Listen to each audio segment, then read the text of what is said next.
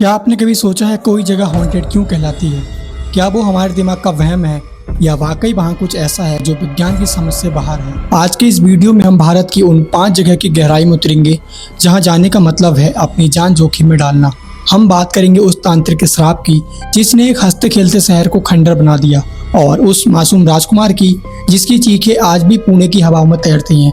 नमस्कार, मैं हूं संदीप। तो कुर्सी की पेटी बांध लीजिए क्योंकि आज का ये सफर काफी डरावना होने वाला है।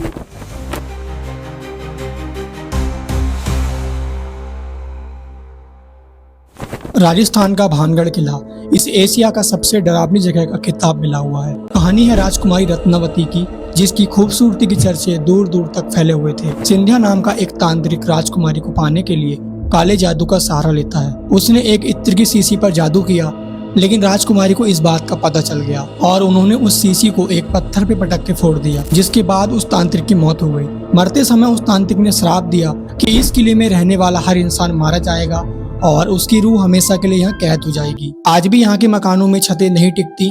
राजस्थान सरकार ने सूरज ढलने के बाद एंट्री बैन कर रखी है। लोग कहते हैं रात के समय में किले के अंदर से तलवारों के टकराने और औरतों की चीखने की आवाज आती है। क्या उस तांत्रिक का श्राप आज भी काम कर रहा है? विज्ञान महज इसे एक पुराने खंडर की गूंज मानता है, लेकिन स्थानीय लोग वहाँ कदम रखने से भी डरते हैं।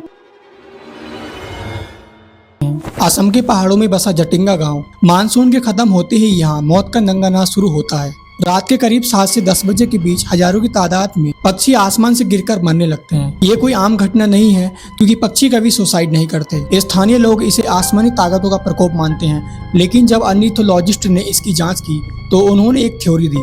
उनका कहना है कि पहाड़ों पर चलने वाली तेज हवा और कोहरे की वजह से पक्षी अपना रास्ता भटक जाते हैं और गांव की लाइटों की तरफ खींचे चले आते हैं, जहां वे पेड़ों और घरों से टकराकर मर जाते हैं। पर सवाल ये है कि ये एक खास मौसम और एक खास समय पर ही क्यों होता है? आज तक कोई भी वैज्ञानिक इस मास सुसाइड की पहेली को सुलझा नहीं पाया। गुजरात के सूरत में एक बीच है जिसकी रेत काली है और उसका नाम है दुमास बीच। खूबसूरती सिर्फ यहाँ दिन के समय में रहती है। पुराने समय में यहाँ लोगों के शव जलाए जाते थे और माना जाता है कि उस राख के कारण ही यहाँ की रेत काली हो गई है। लोग कहते हैं आज भी यहाँ की हवाओं में उन लोगों की रूह महसूस की जा सकती है जिनका कभी यहाँ पे अंतिम संस्कार हुआ था। कई टूरिस्ट ने दावा किया है कि रात के समय यहाँ से गुजरते वक्त एक अजीब फुसफुसाहट सुनाई देती है, जैसे उनके कान में कोई कुछ कह रहा हो। और यहाँ तक कि कई लोगों के गायब होने की घटना भी सामने आई है।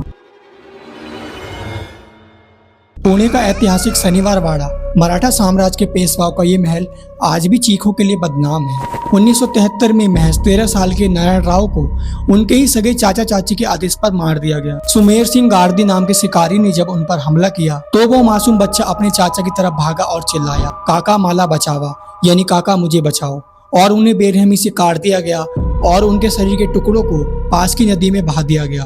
पुणे के लोग आज भी दावा करते हैं कि हर अमावस की रात को महल के अंदर से एक बच्चे की दर्दनाक चीख सुनाई देती है। कई गार्ड्स ने नाइट की शिफ्ट छोड़ दी क्योंकि वो खौफ बर्दाश्त नहीं कर पा रहे थे। तो क्या उस बच्चे की आत्मा को आज भी इंसाफ का इंतजार है?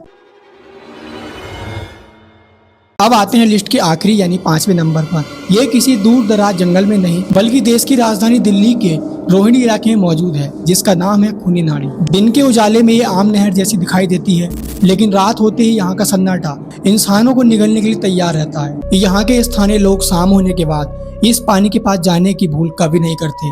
लोगों का मानना है कि जो कोई भी इस पानी को छू लेता है, यह नदी उसे किसी चिमक की तरह अपनी ओर खींच लेती है, यानी वो इंसान उस पानी में समा जाता है जो कभी वापस नहीं आता। रात के अंधेरे में यहाँ से गुजरने वाले लोगों ने दावा किया है कि पानी के अंदर से काले साहिब बाहर आते हैं और हवाओं में किसी के बिलक बिलक के रोने की आवाज आती है। तो दोस्तों, ये थी इंडिया की वो 5 जगह जहां जाने से पहले लोग 100 बार सोचते हैं। भानगढ़ का श्राप हो या दिल्ली की एक खूनी नदी, क्या ये विज्ञान का महज एक इत्तेफाक है या वाकई किसी दूसरी दुनिया का साया?